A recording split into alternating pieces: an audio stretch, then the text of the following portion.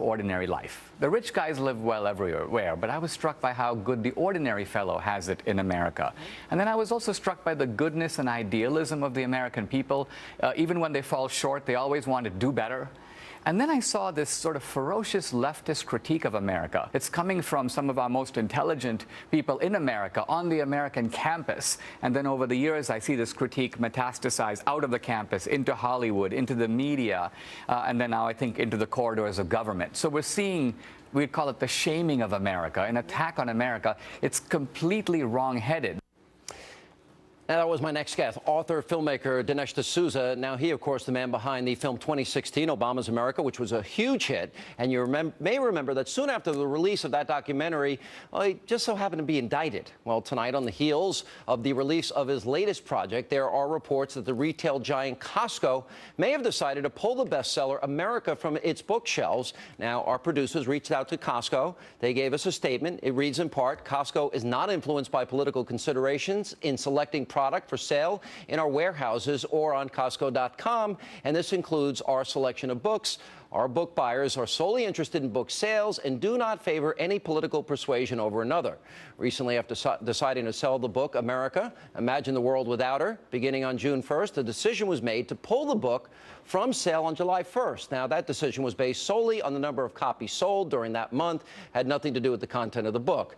Now, after we made the return, a documentary was released about the book, and since then, well, there's been heightened interest by our membership base and brisk sales at locations still in stock. Therefore, we have made the decision to reorder the book.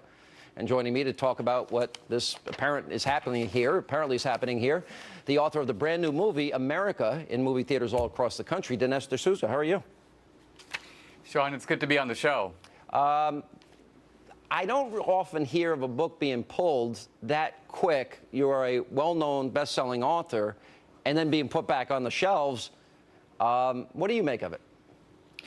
It's very bizarre behavior. The book came out about 3 weeks ago.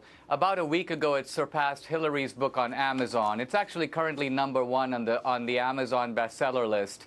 So the sales of the book have been strong. And then, of course, a few days ago, my movie opened in 1,100 theaters around the country. So obviously the book is a companion for the film. Yeah. And so right on the eve of that, Costco decides, some top executives issue the edict, pull every book from the Costco shelves.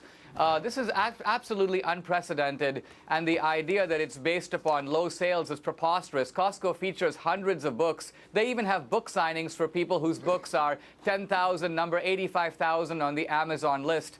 So this is clearly a political decision that they made. I think it's because of their alliance with the Obama administration. Well, and now they're feeling the heat, so they're trying to figure out how to wriggle out of it. Well, they wiggled out of it. They're putting it back in. And by the way, your first film, 2016, Obama's America, was the second most successful documentary since, what, the 1980s? It was hugely successful.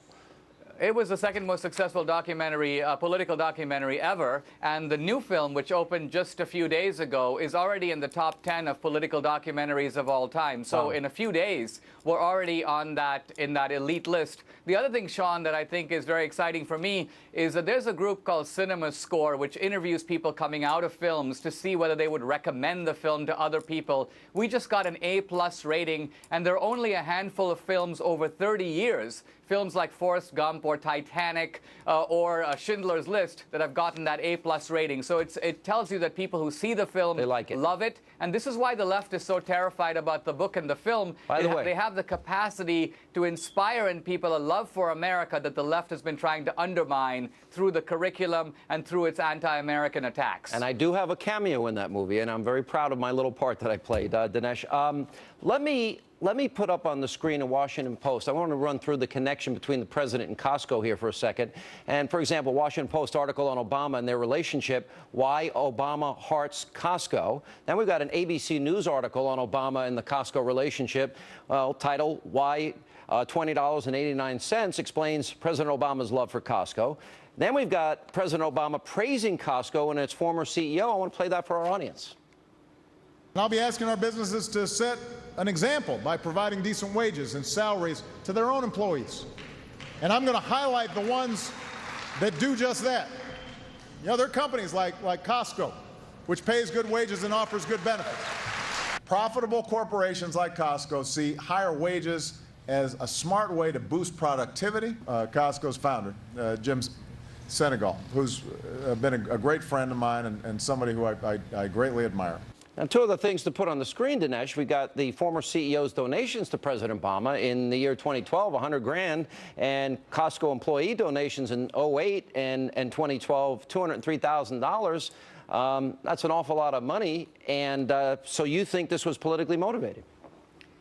Well, here's the remarkable thing. I mean, there's a CEO might like Obama. Obama might like the company. The top executives may donate to Obama. And still, Costco could realize, listen, we're a national chain. We have customers all across the political spectrum. We're not going to let that kind of politics interfere in the way that we organize our business. I think what's interesting here is that the left in this country has so much intolerance that they're not only trying to go after me through the courts, but they also figure out, let's try to ruin this guy's livelihood. Let's try to make sure that people don't see his film. Let's try to make sure they don't buy his books. And the left is willing to wage that kind of a scorched earth campaign through a company like Costco, because Costco decided to order the book. So somebody else came to them and said, what? You have this guy D'Souza's book. Don't you realize that he's an antagonist of Obama? And then the Costco guys went into a huddle and said, okay, let's pull the book. So clearly this is a consummation of a kind of leftist strategy to go after me for the effrontery to make a second film now that deals with the left and progressivism. All right, well, it's back in the stores now. Public pressure. Dinesh, thank you for being with us. My pleasure. And coming up, are liberal policies keeping black Americans down? We'll check in with Juan Williams, Stacey Dash, and Jason Riley. They're here for a heated Hannity debate on that topic and much more.